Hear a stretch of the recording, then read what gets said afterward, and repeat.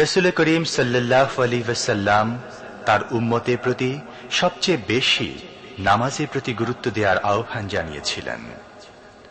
ব্যক্তিগত জীবনেও তিনি তার প্রতিফলন ঘটিয়েছেন। এই সম্পর্কে এখন বক্তব্য রাখছেন হযরত মাওলানা দিলওয়ার হোসাইন সাঈদী। প্রযোজনায় সিএইচপি, পরিবেশনায় স্পন্দন অডিও ভিজুয়াল সেন্টার, ঢাকা। আল্লাহ পাক বলছেন, ওয়ানজির আশীরাতাকাল আকরাবিন, তোমার নিকটবর্তী যারা আছে তাদেরকে তুমি আল্লাহর ভয় দেখাও। নামাজের জন্য তাদেরকে বলো, আল্লাহর ভয় তাদের অন্তঃকরণের মধ্যে সৃষ্টি করে দাও। আর এই নামাজ পড়তে হবে জামাতের সাথে। নামাজ পড়তে হবে কিছুর সাথে? জামাতের সাথে। রাসূল করিম সাল্লাল্লাহু আলাইহি ওয়াসাল্লাম বলছেন, হুজুরের কাছে, আল্লাহর নবীর কাছে হযরতে আবু হুরায়রা রাদিয়াল্লাহু তাআলা আনহু হাদিসটি বর্ণনা করেছেন। হুজুরের কাছে একজন অন্ধ লোক এলো। সেই অন্ধ লোক এসে বললেন, হুজুর আমি তো চোখে দেখি না, জামাতের যে গুরুত্বের কথা আপনি বললেন, আমাকে কি রুখসত দেওয়া যায় নাকি? আমি অনেক সময় সাথী সঙ্গী পাই না, আমাকে কি রুখসত দেওয়া যায় নাকি? হুজুর বললেন, হ্যাঁ তোমাকে রুখসত দেওয়া গেল। অন্ধ যখন হেঁটে যাচ্ছিলেন, নবীজি তাকে আবার ডাকলেন, ডেকে জিজ্ঞেস করলেন, অন্ধ, নামাজের মসজিদের আজান কি তোমার কানে যায়? বলে, হ্যাঁ আমি আজান শুনি। হুজুর বললেন, আজানের জবাব দিবা, মসজিদে এসে জামাতে নামাজ পড়বা। একজন অন্ধকে রুখসত দেওয়া হয় নাই। মসজিদে আজান শোনার পর ঘরে বসে যদি নামাজ আদায় করেন, নামাজের হক আদায় হবে না। হুজুর সাল্লাল্লাহু আলাইহি ওয়াসাল্লাম বলেছেন, মসজিদে আজান হওয়ার পর যে ব্যক্তি ঘরে বসে নামাজ পড়ে, আমার ইচ্ছা হয় ঘরটা আগুন দিয়ে জ্বালায় দেই। কে বলতেছেন? রাহমাতুল লিল আলামিন বলতেছেন। রাহমাতুল লিল আলামিন বলতেছেন, ঘরের মধ্যে যদি মেয়ে লোক আর বাচ্চারা যদি না থাকতো, তাহলে আমার ইচ্ছা হয় আমি বলি, আগুন দিয়ে ঘরটারে জ্বালায় দাও। এই ঘরের মহব্বতেই তো সে বাইর হয় না। নামাজের এত বড় গুরুত্ব দেওয়া হয়েছে। আমার বন্ধুগণ, এই নামাজের জামাতি, আল্লাহর নবী জীবনের শেষ নামাজ জামাতে আদায় করেছেন। জীবনের শেষ নামাজটাও জামাতে আদায় করলেন। তখন তার এমন অবস্থা, এত অসুস্থ, দাঁড়াতে পারেন না, হাঁটতে পারেন না। দুইজন সাহাবীর কাঁধের উপরে ভর করে তারপরে বহু কষ্ট করে মসজিদে গিয়ে নামাজ আদায় করেছেন। খুতবা দিয়েছেন। বললেন, খুতবা দিতে গিয়ে বললেন, আজ থেকে মসজিদে নববীর চতুর্দিকের সকলের দরজা বন্ধ হয়ে যাবে, শুধু আবু বকরের দরজাটা খোলা থাকবে। আল্লাহর নবী বললেন, আল্লাহ রাব্বুল আলামিন এই পৃথিবীতে তার এক বান্দাকে জাগতিক সব সম্পদ দিতে চেয়েছিলেন, কিন্তু সে বান্দা সব জাগতিক সম্পদকে উপেক্ষা করে মাবুদের সঙ্গে দেখা করা বেশি জরুরি, বেশি পছন্দ মনে করেছেন। এতটুকুন কথা নবীজি বললেন, কেউ কিছু বুঝলো না। হযরতে আবু বকর রাদিয়াল্লাহু তাআলা আনহু হুজুরের এই কথা শুনে কাঁদতে কাঁদতে তিনি অস্থির হয়ে যাচ্ছেন। সাহাবীরা চিন্তা করলেন, হুজুর কার না কার কথা বলেছেন, তাতে কান্নার কি আছে? বয়োবৃদ্ধ, জ্ঞান বৃদ্ধ হযরতে আবু বকর রাদিয়াল্লাহু তাআলা আনহু বুঝতে পেরেছেন, এই পৃথিবীর সব সম্পদ তো আল্লাহ হুজুরকেই দিতে চেয়েছিলেন। তিনি সমস্ত সম্পদকে উপেক্ষা করে তার মাবুদের সঙ্গে দেখা করার জন্য প্রস্তুতি নিয়েছেন। তার মানে হলো আল্লাহর নবীর বিদায় হয়ে যাবেন, আমরা নবী থেকে এতিম হয়ে যাব। নবীজি ঘরের মধ্যে প্রবেশ করলেন। প্রচন্ড জ্বর এলো। এই প্রচন্ড জ্বর নিয়ে তিনি শুয়ে আছেন, কখনো বেহুশ, কখনো হুশ। এর মধ্যে সারা আজান হয়ে গেল। সাহাবীরা বহুক্ষণ অপেক্ষা করে হযরত আবু বকরের ইমামতিতে নামাজ শুরু করলেন। হুজুরের হুশ এলো। প্রশ্ন করলেন, আয়েশা রে, এখন কোন সময়? হযরত আয়েশা বলেন, ইয়া রাসূলুল্লাহ, মসজিদে নববীতে নামাজ শুরু হয়ে গেছে। সাহাবীরা অনেকক্ষণ অপেক্ষা করে আমার বাবার ইমামতিতে নামাজ পড়তেছে সবাই, কিন্তু সাহাবীরা কেঁদে কেঁদে নামাজের মধ্যেই কাঁদতে কাঁদতে অস্থির হয়ে যাচ্ছে। তাদের মনের ধারণা হয়েছে নবীজির পেছনে নামাজ পড়ার কিসমত থেকে তারা মাহরুম হয়ে গেল। নবীজি বলেন, আয়েশা দরজা খুলে দাও আর আমার মাথাটা একটু উঁচু করে ধরো, আমি একটু নামাজের দৃশ্যটা দেখি। দরজা খুলে দেওয়া হলো, নবীজির মাথা উঁচু করে ধরা হলো। নামাজের জামাতের দৃশ্য দেখে নবীজি আবার শুয়ে পড়লেন। হযরত আয়েশা লক্ষ্য করে দেখেন নবীজির দুই চোখের কোনা দিয়া পানি পড়তেছে। মা আয়েশা জিজ্ঞেস করেন, ইয়া রাসূলুল্লাহ, নামাজের দৃশ্য দেখে চোখে কেন পানি এলো? হুজুর বলেন, আয়েশা রে, এটা কোনো দুঃখের পানি নয়, এটা তৃপ্তির পানি। এই যে জামাত নামাজ পড়তেছে লোকেরা, এই জামাত কায়েমের জন্য তায়েফের ময়দানে অনেক রক্ত আমার ঝরেছে, উহুদের ময়দানে দান্দান মুবারক শহীদ হয়েছে, সাহাবায়ে কেরাম জীবন দিয়েছে। এই যে জামাত আমি দেখতে পেলাম, ভবিষ্যতের একটা ছবি যেন চোখে ধরা পড়লো। আমার মনে হলো কিয়ামত পর্যন্ত এই পৃথিবীতে আমার যত উম্মত আসবে তারা এইভাবে করে জামাতে নামাজ আদায় করবে। নবীজি মাথার কাছে মালাকুল মউত যখন এসে গেছেন, আমার ভাইরা, এই পৃথিবীতে যত নবীরা এসেছিলেন মৃত্যুর সময় সমস্ত নবীরা শেষ কথা যেটা বলেছেন, হাদিস, সমস্ত নবীরা উম্মতের জন্য মৃত্যুর মুহূর্তে শেষ কথা যেটা বলেছেন সেটা হলো আসসালাত, আসসালাত, নামাজ, নামাজ। আমার নবী যখন বিদায় হয়ে যান, বিদায় মুহূর্তে মেয়ের কথা বললেন না, কলিজার টুকরা নাতির কথা বললেন না, জামাইয়ের কথা বললেন না, স্ত্রীর কথা বললেন না, মৃত্যুর সময় শেষ কথা বললেন আসসালাত, আসসালাত ওয়া মা মালাকাত আইমানুকুম, নামাজ, নামাজ, আমার উম্মতেরা নামাজ, আমার উম্মতেরা নামাজ ছেড়ে দিও না, নামাজ।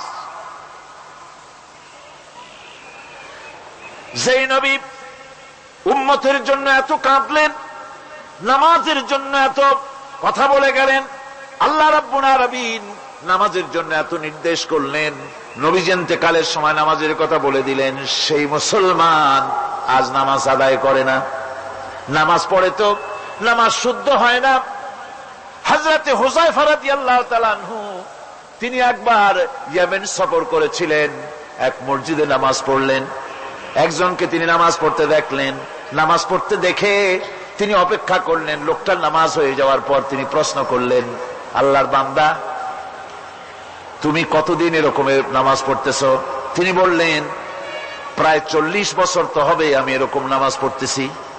হযরতে হুযায়ফা বলেন, তুমি কি আমারে চেনো? কয়, না, চিনি না।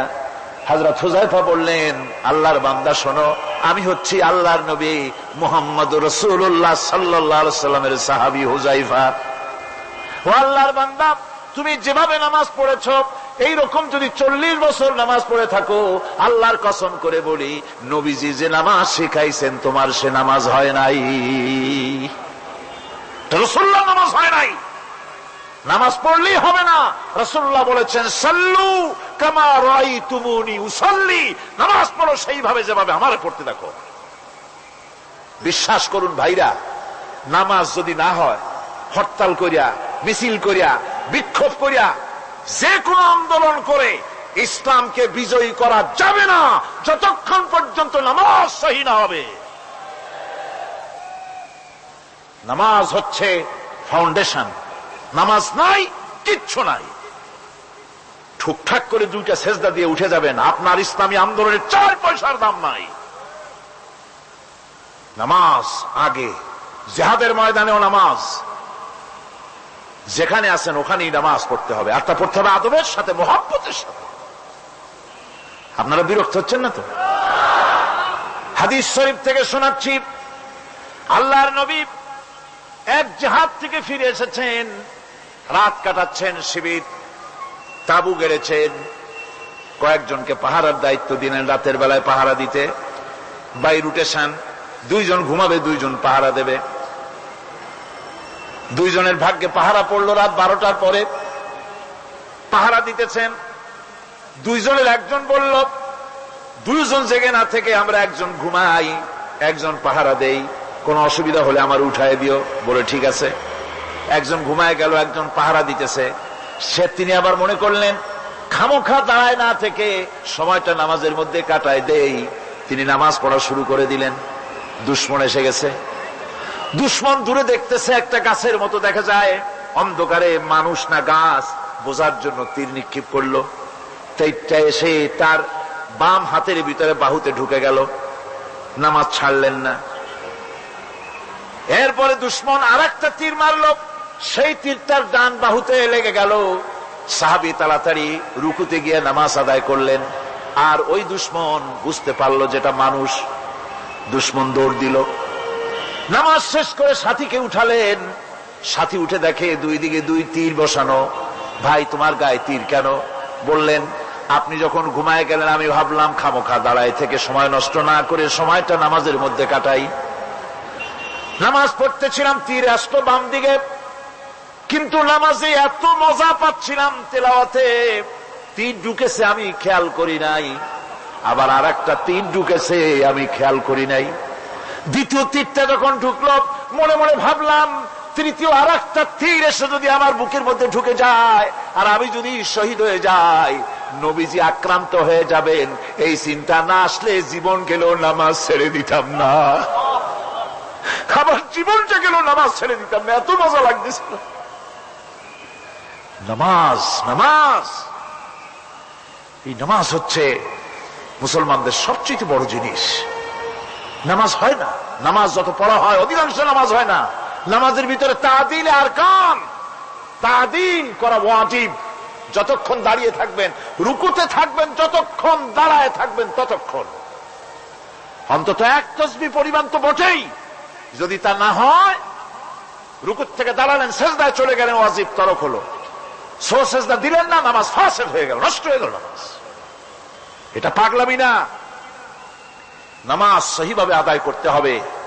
নামাজ থেকে দাঁড়াবেন, রুকুত থেকে দাঁড়ায় গেলেন, বলবেন রব্বানা লাকাল হামদ। কোন রব্বানা লাকাল হামদ হামদান কাসীরান তাইয়্যিবান মুবারাকান ফীহি।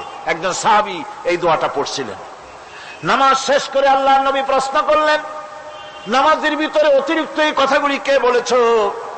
সাহাবী ভয় পেয়ে গেলেন। ভয় ভয় তিনি বললেন, হুজুর আমি বলেছি। হুজুর বললেন, তুমি জানো না আমি নবী, তুমি নবী না, আমি যা দেখি তুমি দেখতে পাও না। তুমি যখন এই দোয়াটা পড়তেছিলে আমি লক্ষ্য করেছিলাম আল্লাহর রহমতের ফেরেশতারা প্রতিযোগিতা করতেছিল তোমার আমল নামায় কে কত বেশি নেকি লিখবে। রুকুতে দাঁড়ায়া এটা পড়বেন, সেজদায় চলে যাবেন, দুই সেজদার মাঝখানে ততক্ষণ বসে থাকবেন যতক্ষণ একটা সেজদার ভিতরে ছিলেন। পড়বেন আল্লাহুম্মা গফিরলি ওয়ারহামনি ওয়াহদিনি ওয়াআফিনি ওয়ারযুকনি। নামাজের মধ্যে দোয়া করতেছেন, আল্লাহ আমারে ক্ষমা করে দাও। এসব দোয়া সব হুজুরের। আমাকে ক্ষমা করো, আমাকে হেদায়েত দাও, আমাকে সুস্থ করো, আমাকে রহম করো, আমাকে রিজিক দাও। কল সুবহানাল্লাহ। নামাজের ভিতরে দোয়া কবুলের সময়, নামাজের সেজদার ভিতরে দোয়া কবুল হয়। এইভাবে করে রাসূল করিম সাল্লাল্লাহু আলাইহি ওয়াসাল্লামের নামাজটা কেমন হাক্কানি উলামাদের কাছ থেকে জেনে নেবেন। যেহেতু হুজুর বলেছেন সাল্লু কামা রাআইতুমুনি উসাল্লি, নামাজ পড়ো সেইভাবে যেভাবে আমাকে পড়তে দেখো। মদিনায় হিজরত করার পর রাসূলুল্লাহ সাল্লাল্লাহু আলাইহি ওয়াসাল্লাম কাফেরদের সাথে অনেকগুলো যুদ্ধে লিপ্ত হয়েছিলেন। তার মধ্যে উহুদের যুদ্ধে তিনি তার আপন চাচা হযরত হামজা রাদিয়াল্লাহু তাআলা আনহুকে হারান। ওয়াহশীর হাতে নির্মমভাবে শহীদ হন তিনি। ওয়াহশী পরবর্তীতে অনুতপ্ত হন। আসুন শুনি সে কাহিনী। হুজুর সাল্লাল্লাহু আলাইহি ওয়াসাল্লাম ফতে মক্কার দিনে সকলকে ক্ষমা করে দিয়েছিলেন, কিন্তু 5 জন নারী আর 6 জন পুরুষ সম্পর্কে বলেছিলেন এদেরকে যেখানে পাও সেখানে হত্যা করো। এর মধ্যে ওয়াহশী একজন। ওয়াহশী বুঝতে পেরেছি মুহাম্মদ সাল্লাল্লাহু আলাইহি ওয়াসাল্লাম আল্লাহর রহমত, করুণার নবী, দয়ার নবী, তার কাছে যদি আমি যেতে পারি তাহলে তিনি আমার সম্পর্কে যদি তার সামনে যেতে পারি তাহলে তার কঠোর মনোভাব আমার প্রতি নরম হয়ে যাবে। এই মনে করে সাহাবায়ে কেরামদের চোখ এড়ায়া তিনি হুজুরের সামনে গিয়ে হাজির হয়ে গেলেন। হুজুর তাকে দেখি বললেন, তোমার নাম না ওয়াহশী? তিনি বললেন, হ্যাঁ আমার নাম ওয়াহশী। হুজুর বললেন, তুমি আমার চাচাকে শহীদ করেছো? ওয়াহশী বললেন, জাহালাতের কারণে তা করেছি। হুজুর বললেন, কেমনে শহীদ করেছো আমার চাচাকে, আমার একটু শোনাও। ওয়াহশী বলতে লাগলেন, আমি বল্লম দিয়ে হযরতে হামজার শরীরকে এফোড় ওপড় করে দিয়েছি, তারপরে তার বুককে খঞ্জর দিয়ে ফেরে বুকের ভিতর থেকে কলিজাটা বের করে নিয়ে আমি হাতে দিয়ে দিয়েছি হেন্দাই কলেজা চিবিয়ে চিবিয়ে খেস। রাসূল পাক সাল্লাল্লাহু আলাইহি ওয়াসাল্লাম, হাদিস শরীফে এসেছে, ওয়াসির বর্ণনা যখন তিনি শুনতেছিলেন, রাসূলের চোখ থেকে তখন পানি পড়ে দাড়ি মোবারক ভিজে ভিজে পড়তেছিল। ঘটনা শোনার পর রাসূলুল্লাহ বললেন, ওয়াসি তুমি কি চাও? ওয়াসি বললেন, আমি ইসলাম কবুল করতে চাই। হুজুর তাকে মুসলমান বানালেন, বললেন, তুমি মুসলমান হলে কিন্তু সব সময় তুমি আমার সামনে আসবে না, তার কারণ তোমাকে দেখলে পরে আমার মনের ভিতরে আমার চাচার কথা মনে উঠে যাবে। আমি আমার আব্বাকে পাই নাই, আব্বার স্নেহ যত্ন আমার কিসমতে তেমন হয় নাই। আমার চাচা হামজা আমাকে পিতার মতো করে আমাকে স্নেহ করেছে, তোমাকে দেখলে পরে তার কথা মনে পড়বে, সুতরাং তুমি সবসময় আমার সামনে আসবে না। ওয়াসি সেদিন শপথ নিয়েছিলেন, রব্বুল আলামিন, আমি জাহালাতের কারণে যেই বল্লম দিয়ে ইসলামের একজন শ্রেষ্ঠ সন্তানকে আমি শহীদ করে ফেলেছিলাম, আমি বুঝতে পারি নাই, ওই বল্লমটা আমি হেফাজতে রেখে দিয়েছি। তুমি আমার এই দোয়া মঞ্জুর করো, আমি যেন এই বল্লম দিয়ে এই পৃথিবীর নিকৃষ্ট ইসলামের কোন দুশ্মনকে যেন আমি শেষ করে দিতে পারি। আল্লাহ পাক দোয়া তার মঞ্জুর করে নিলেন। মুসাইলামা কাযযাবের বিরুদ্ধে হযরত আবু বকর সিদ্দিক রাদিয়াল্লাহু তাআলা আনহু যে বাহিনী পাঠালেন, হযরত ওয়াসি সেই বাহিনীর মধ্যে ছিলেন। আর তিনি সেই বল্লমটা দিয়ে, যে বল্লম দিয়ে তিনি হযরত হামজাকে শহীদ করেছিলেন, সেই বল্লমটা দিয়েই ইসলামের নিকৃষ্ট শত্রু মুসাইলামা কাযযাবকে দুনিয়া থেকে তিনি বিদায় করে দিলেন। আমার ভাইরা, রাসূল পাক সাল্লাল্লাহু আলাইহি সাল্লামের ইন্তেকালের পর এ পর্যন্ত নবুয়তের যারা দাবি করেছে, এক হিসাবে জানা গেছে 28 জন দাবি করা হয়ে গেছে। রাসূল বলেছেন, আমার পরে 30 জন মিথ্যেবাদী নবুয়তের দাবি করবে। কতজন করবে? হয়ে গেছে, বাকি আছে কত? এর মধ্যে গোলাম আহমদ একজন। গোলাম আহমদ দাবি করল যে আমি নবী। তার অনেকগুলি বই কিতাব সে লিখল। বইয়ের মধ্যে এক জায়গায় সে লিখেছে, তার বইয়ে এক জায়গায় লিখেছে যে আমি স্বপ্নে দেখলাম আল্লাহ আমার সামনে উপস্থিত। আল্লাহ আমার সামনে এসেছেন পুরুষের আকৃতিতে, আর আমি তখন স্বপ্নের ভিতরে আমি নিজেকে একজন নারীর মতোই মনে করলাম। স্বপ্নের ভেতরেই আল্লাহ পাক পুরুষ হিসাবে আমাকে ব্যবহার করলেন। আমি স্বপ্নের মধ্যেই গর্ভবতী হলাম এবং স্বপ্নের ভিতরে আমি গোলাম আহমদ মসিহে রূপান্তরিত হয়ে গেলাম। নাউযুবিল্লাহি মিন যালিক।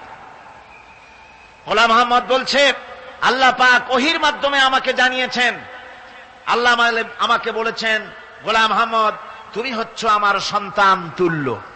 নাউযুবিল্লাহি মিন যালিক। এইভাবে অসংখ্য মিথ্যে কথা দিয়ে বইপত্র রচনা করেছে। লোকেরা তার কাছে নবুয়তের প্রমাণ চেয়েছে। আসলে শরীয়তের বিধান হচ্ছে, হুজুরের পরে যদি কেউ নবুয়তের দাবি করে, তাহলে তাকে সে নবী কিনা এর কোন প্রমাণ তার কাছে চাওয়াও জায়েজ নাই। যেহেতু প্রমাণ চাইতে গেলে বোঝা যায়, সন্দেহ হয়, কিছুটা প্রমাণ দিতে পারলে তাহলে সে নবী হবে। কথা বুঝতে পেরেছেন? এই জন্য রাসূলের পরে যদি কেউ নবুয়তের দাবি করে, তাহলে তার কাছে নবুয়তের দাবির কোনো প্রমাণও চাওয়া যাইবে না। বিনা প্রমাণে রাসূলের পরে নবুয়তের দাবি যেই করবে সে কি হবে? জোরে বলেন, কি হবে? কাফের হয়ে যাবে। দুনিয়ার সমস্ত উলামা, সমস্ত মুহাদ্দিস, সমস্ত মুফাসসির, দুনিয়ার সমস্ত মুফতি সব একমত, কোন দ্বিমত নাই, গোলাম আহমদ কাদিয়ানী কাফের, তার অনুসারীরাও। তার জামানায় মাওলানা আতাউল্লাহ শাহ বুখারী রাহমাতুল্লাহ আলাইহি, তার সঙ্গে একটা বহস হলো। যেহেতু গোলাম আহমদ বলেছিল যে আমার এই 40 দিনের মধ্যে কেউ প্রতিবাদ করুক যেগুলি আমার ওহী নয়। হযরতে মাওলানা আতাউল্লাহ শাহ বুখারী রাহমাতুল্লাহ আলাইহি সেই যুগের একজন শ্রেষ্ঠ আলিম। তিনি বললেন, আমি তোমার কাছে কোনো প্রমাণ চাই না তুমি নবী কিনা। আমি জানি তুমি মিথ্যেবাদী, তবে তোমাকে বলতে হবে তুমি এই শক্তি কোথায় পেলে।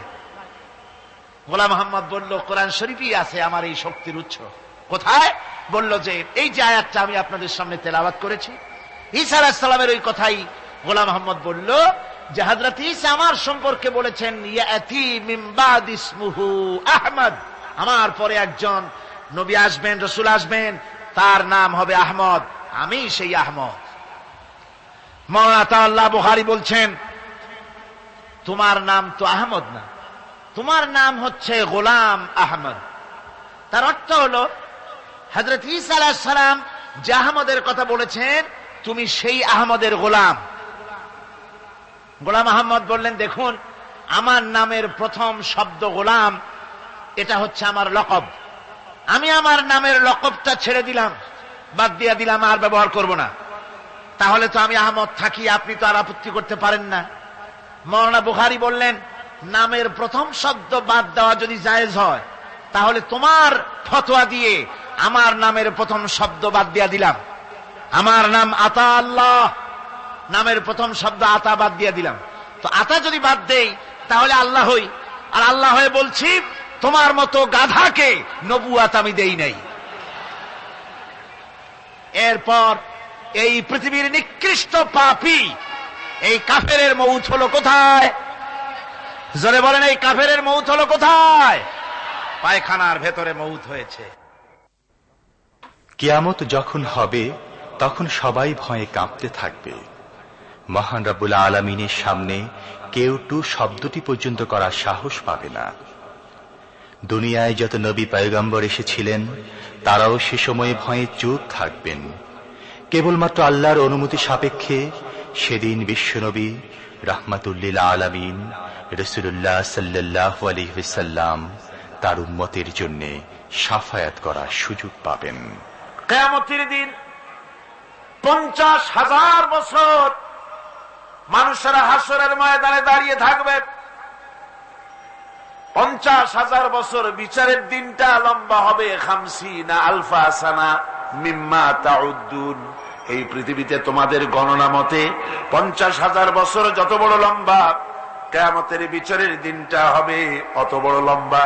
মানুষেরা হয়রান হয়ে যাবে।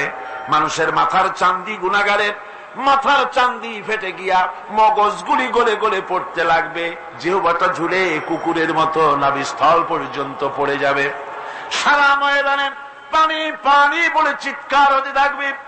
মানুষেরা বিভীষিকাময় দৃশ্য দেখে হয়রান হয়ে যাবে। ভয়ের চোটে কলিজা গলার কাছে চলে আসবে। কোনো উপায় নাই। মানুষেরা হয়রান হয়ে গিয়ে হযরত আদম আলাইহিস সালামের কাছে যাবেন, আল্লাহর কাছে একটু সুপারিশ করেন আমাদের বিচার হয়ে যাক। হযরত আদম বলবেন, আমার দ্বারা সম্ভব নয়। আমি নিজে আল্লাহর এক হুকুমকে ভঙ্গ করেছিলাম, জানি না আল্লাহ রাব্বুল আলামিন আমার সাথে আজকে কি ব্যবহার করেন। মিয়া সাহেব মাথা খাটান, বুদ্ধি খাটান, চিন্তা করেন, আকল দিয়ে, বিবেক দিয়ে। আবাল বাশার আদম আলাইহিস সালাম আল্লাহর দরবারে কথা বলতে সাহস পাবেন না। বলবেন নূহের কাছে যাও। নূহ আলাইহিস সালাম বলবেন আমি পারবো না।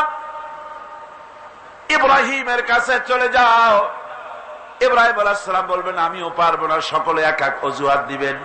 বলবেন যাও মুসা আলাইহিস সালামের কাছে, তিনি বলবেন আমিও পারবো না। যাও ঈসা আলাইহিস সালামের কাছে।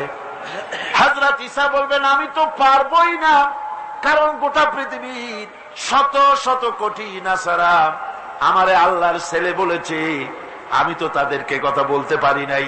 জানি না আজই হাসরের ময়দানে আল্লাহ রব্বুল আলামিন আমার সাথে কি ব্যবহার করেন।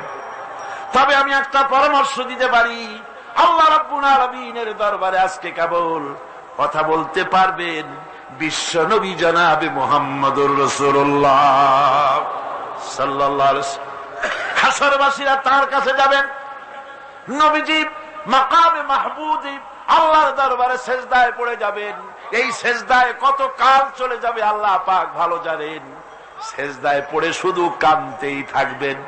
রব্বুল আলামিন বলবেন হাবিব মাথা উঠান, আপনার দরখাস্ত আমি আল্লাহ রব্বুল আলামিন মঞ্জুর করে নেব। সুবহানাল্লাহ ওয়া বিহামদিহি।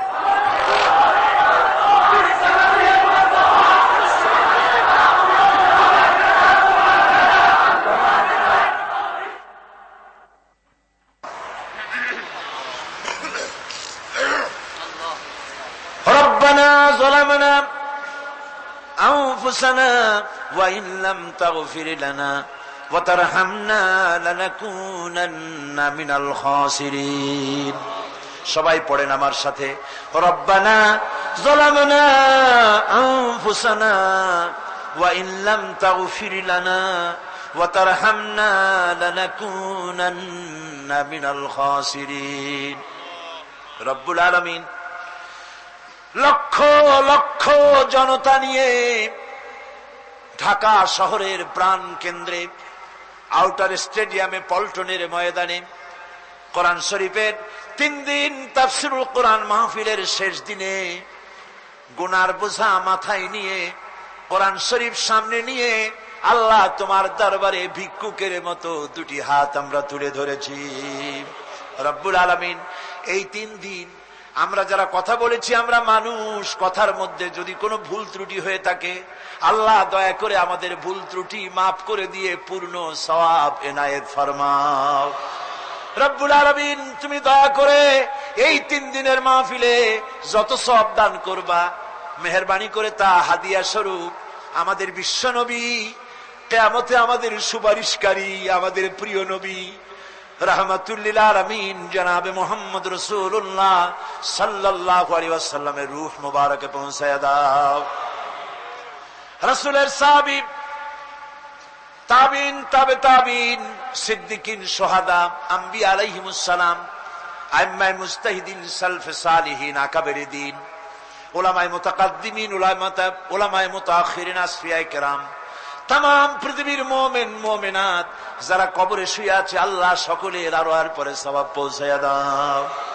রব্বুল আলামিন আজকের এই মাহফিলে আমরা লক্ষ লক্ষ মানুষ তোমার দরবারে হাত তুলে আমাদের আব্বা জানের কথা মনে পড়ে গেল। আমরা যারা আমাদের বাপ হারাইছি, আমাদের মা বোনদের মধ্য থেকে, ভাইদের মধ্য থেকে আমরা যারা বাপ হারাইছি, আল্লাহ তুমি দয়া করে আমাদের বাপজানের কবরটাকে জান্নাতের টুকরা বানাইয়া দিও। আয় আল্লাহ তাআলা আমাদেরকে বড় করার জন্য, মানুষ করার জন্য কত স্বপ্ন দেখতো, কত কষ্ট করত। ওই বাপজান চলে গেল, আর তো কেউ নাম ধরে ডাকে না, আর তো কেউ মাথায় পিঠে হাত বুলায় না। আল্লাহ বাপজান যার বিদায় হয়ে গেল, বাবুদ গো কবরটাকে জান্নাতের টুকরা বানাইয়া দাও। আয় আল্লাহ তাআলা আমাদের জনম দুঃখিনী মা, একটা অক্ষর মা, আর মনে হয় যেন তামাম পৃথিবীর সমস্ত মধু এই একটা অক্ষরের মধ্যেই তুমি দিয়ে দিয়েছ। 10টা মাস ধরে মায়ের পেটের ভিতরে বসে মাকে কষ্ট দিয়েছি, মায়ের পেটের ভিতরে হাঁটু দিয়া, মাথা দিয়া, পাও দিয়া গুতাগুতি করে মাকে কষ্ট দিয়েছি পেটের ভিতরে থেকে। ডেলিভারি করার সময় মা প্রচন্ড কষ্ট পেলেন। আয় আল্লাহ তারপরে বুকের রক্ত চুষে চুষে বুকের দুধটা 2-2.5 বছর খেয়েছি। মায়ের কোলে থেকে মাকে পেশাব পায়খানা করে মায়ের কাপড় চোপড় নষ্ট করেছি। কোনদিন বিরক্ত হয়ে একটা আছাড় দেয় নাই, একটা থাপ্পড় মারে নাই। আয় আল্লাহ ক্ষুধা পেটে মা খেতে বসেছে, মায়ের কোলে বসে বাচ্চা পায়খানা করেছে, মা রাগ করে ছেলেকে থাপ্পড় মারে নাই, ভাতের খাবারটা ঠেলে রেখে বাচ্চাটারে পায়খানা সাফ করে নিজে আবার কাপড় পাল্টাইয়া ছেলেটার মুখে চুমা দিয়া আবার খাইতে বসেছে। এইভাবে করে মাকে নির্যাতন করলাম। ওই মা যাদের বিদায় হয়ে গেছে, আল্লাহ মায়ের কবর জান্নাতের টুকরা বানাইয়া দাও। রব্বির হামহুমা কামা রব্বায়ানি সগীর। সবাই বলেন আমার সাথে, রব্বির হামহুমা কামা রব্বায়ানি সগীরা। আয় আল্লাহ আমাদের মা বাপ যাদের বেঁচে আছে সুস্থ রাখো, ভালো রাখো, ইমানের সাথে রাখো, ইজ্জতের সাথে রাখো। আয় আল্লাহ মায়ের ঋণ তো কিছুতেই শোধ করতে পারবো না। আমরা যদি আমাদের বুকের চামড়া দিয়া মায়ের পায়ের 1 জোড়া জুতা তৈরি করে দেই, মায়ের 1 ফোঁটা দুধের হক তো আদায় হবে না। আল্লাহ মা যাদের মরে গেছে ওরাই বোঝে কি হারাইছে। আল্লাহ আমাদের মা যাদের বেঁচে আছে ভালো রাখো, সুস্থ রাখো। আপনারা দোয়া করেন আমার মা সুস্থ,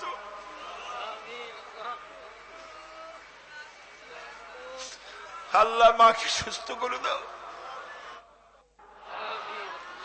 ربنا تقبل منا إنك أنت السميع العليم وتب علينا إنك أنت التواب الرحيم سبحان ربك رب العزة عما يصفون وسلام على المرسلين الحمد لله رب العالمين واجعل آخر كلمة عند الموت لا إله إلا الله محمد رسول الله। আসসালামু আলাইকুম ওয়া রাহমাতুল্লাহ।